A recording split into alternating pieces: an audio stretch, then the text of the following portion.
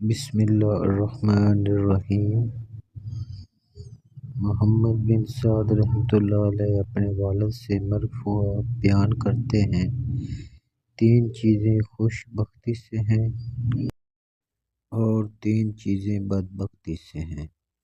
جو چیزیں خوش بختی سے ہیں ان میں بیوی ہے کہ تم بیوی کو دیکھو تو تمہیں خوش کر دے، اور اگر تم کہیں جاؤ تو تمہاری عزت اور مال کی حفاظت کرے، وہ جانور جو تمہاری سواری ہو اور تمہیں تمہارے ساتھیوں سے ملا دے، اور وہ گھر جو کشادہ اور زیادہ گنجائش والا ہو۔